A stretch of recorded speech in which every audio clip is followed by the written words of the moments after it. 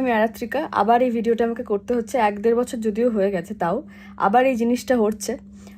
বিষয়টা হলো যে আমি কোনো অর্গানাইজার বা কোনো সংস্থার সঙ্গে চুক্তিবদ্ধ নই, কোনো কন্ট্রাক্ট আমার নেই।